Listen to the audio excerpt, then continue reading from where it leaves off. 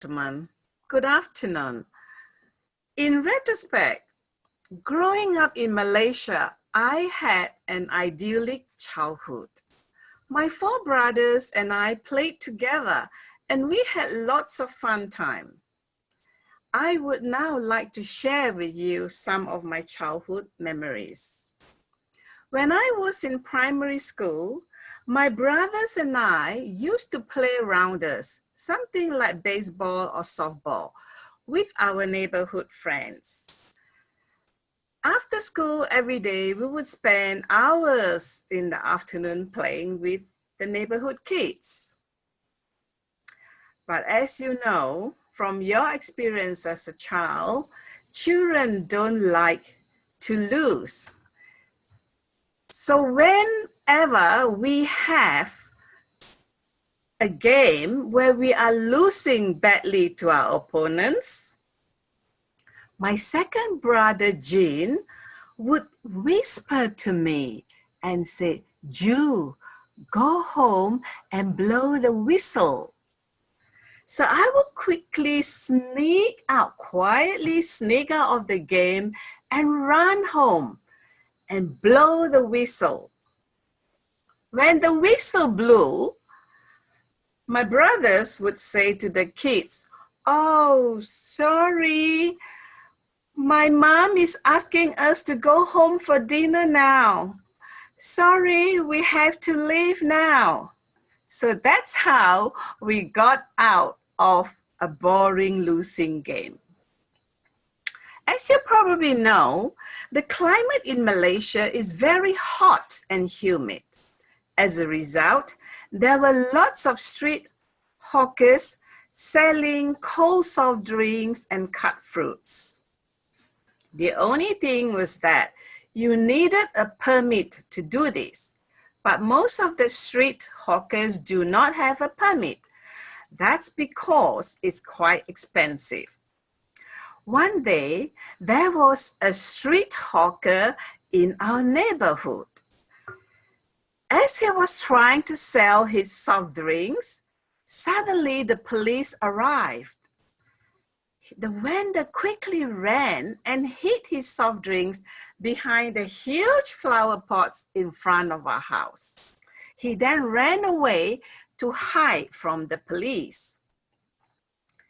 "Cici, Cici," my youngest brother Ken called out to me excitedly. "Look," he said, "look, someone has given us some free soft drinks." I followed him out to look. "Fanta, my favorite," I exclaimed in delight. We then brought all the canned drinks into our house and started drinking them. My three older brothers came to see what is all the fuss about. When they saw the Fanta, the Sassy, the Kickapoo, they all joined in the drinking as well. So we were all enjoying the free soft drinks. Soon, the drinks were all gone and we finished drinking. We cleaned up and then we were sitting happily lounging in our lounge room. Suddenly we heard there was a knock at the door.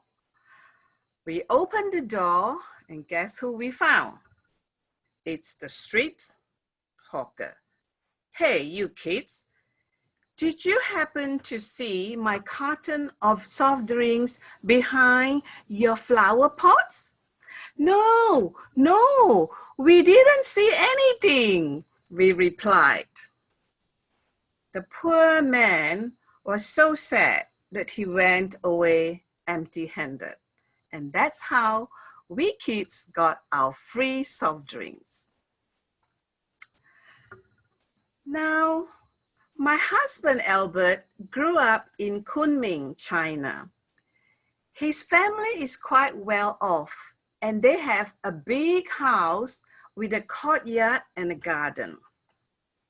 One day, when he was 5 years old, Albert was playing with his sister Phoebe They were kicking the balls, laughing and running around under the watchful eyes of their maid. After a while, the maid said, "Oh, I have to go in and get you guys some lunch." So before she left, she turned to Phoebe and said, "Phoebe, 姐姐, you have to look after your brother." And then she went off. So they would continue from the kitchen. The maid could still hear Albert and Phoebe running around with the ball, laughing, playing, and there was noise. Suddenly, it was all quiet. The maid was very worried and thought, "I better check on what's going on." So she went out. As it turns out, the ball had fallen into the well, and Albert was quite worried, and he turned to his sister and said, 姐姐, what are we to do now? Phoebe, being 12 years old and full of ideas, said, "Don't worry, I will put you into the bucket and lower the bucket into the well, and you can fetch the ball back." Albert thought that was a really good idea. He said, "Yes, I will." So as Phoebe was going to put Albert and the bucket into the well, the maid ran out and said, "Stop!" So fortunately, the maid came out in time. If the maid had not come out in time, Albert may not be around today to share the story. And I wonder who I will be married to. As you can see, these are some happy childhood memories, idyllic in retrospection, and Albert had a narrow escape. I hope that you enjoy and be entertained by my stories. Back to you.